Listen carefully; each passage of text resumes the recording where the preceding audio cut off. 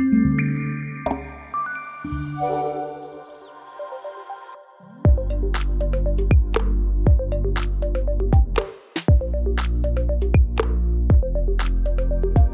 parle beaucoup d'intelligence artificielle aujourd'hui.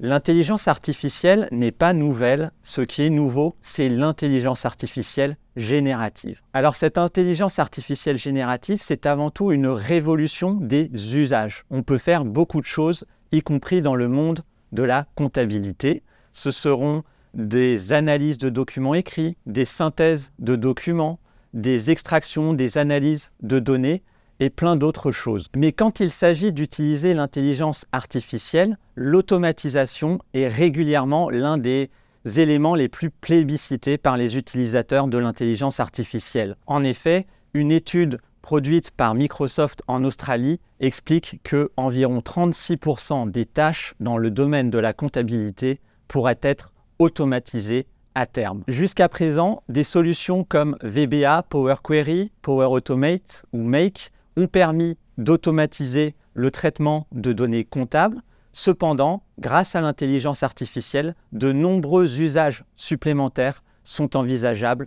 demain. Dans un monde où la data est prédominante, quels peuvent être les usages de l'intelligence artificielle pour les métiers du chiffre? Merci à l'Académie de me permettre d'intervenir sur ce sujet passionnant. En matière de comptabilité et de processus comptables, l'intelligence artificielle offre de nouvelles perspectives. Et j'ai choisi de retenir 5 grandes familles d'apports de l'IA. Le premier apport, c'est le traitement des données comptables. Depuis plusieurs années, les outils de pré-comptabilité ont changé la façon dont nous traitons les données, les matières premières de nos comptabilités avec la reconnaissance des factures. Et demain, je pense que l'IA nous permettra d'aller plus loin sur la génération de libellés automatiques, sur le traitement de données analytiques que aujourd'hui nous traitons encore beaucoup manuellement et sur toute une série d'usages sur le lettrage des écritures notamment.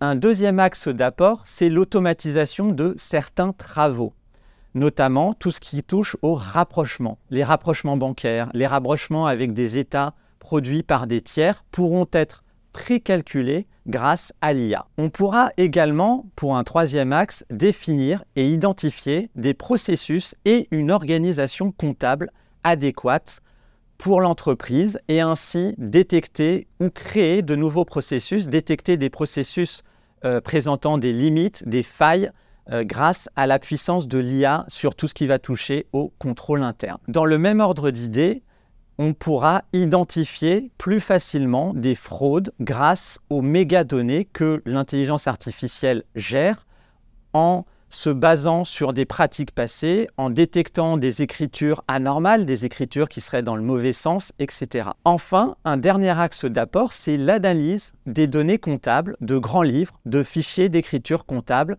que l'IA permettra de décupler en venant générer des synthèses, en identifiant là encore des incohérences, des anomalies. Et puis, dans tous ces apports comptables, on pourra aussi travailler sur des techniques d'audit, d'échantillonnage, d'identification de zones de risque grâce à l'IA. Et tous ces apports que nous venons de voir, ils vont toucher aussi bien les cabinets d'expertise comptable et les services comptables en entreprise. Bien entendu, il faut tenir compte des limitations inhérentes à l'intelligence artificielle et l'Académie y a consacré notamment 2 ouvrages, ces cahiers numéros 38 et 39 que vous pouvez télécharger sur le site de l'Académie.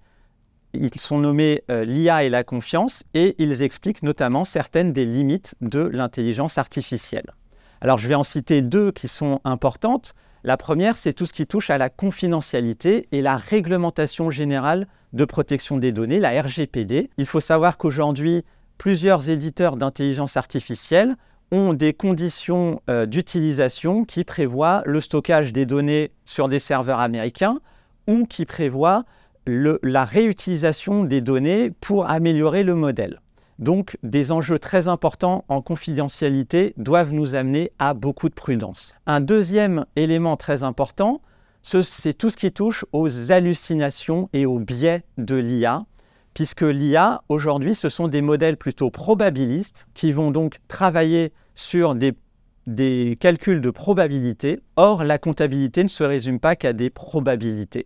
Il y aura donc toute une évolution pour atténuer toutes ces limites avec des modèles de langage peut-être mieux entraînés et des modèles de langage qui respectent la confidentialité des données. Il faut retenir qu'en quelques années, la comptabilité a beaucoup évolué. J'ai cité notamment les solutions de pré-comptabilité qui ont changé la façon dont nous traitons les comptabilités. Demain, la chaîne de valeur des métiers comptables, des métiers du chiffre, va probablement beaucoup évoluer en augmentant les experts comptables et les commissaires aux comptes grâce à l'intelligence artificielle. Ces différents apports, ils ne se limiteront pas à l'automatisation, mais ils porteront également sur toute une série d'autres usages, bien au-delà de l'automatisation, sur la création d'écrits, sur des analyses poussées pour nos clients, et nous donnerons un rôle différent autour du conseil. Et ce qu'il faut, à mon sens, réfléchir dès aujourd'hui, et chacun sera amené à avoir cette réflexion, ce sont tous les usages possibles que l'IA va nous permettre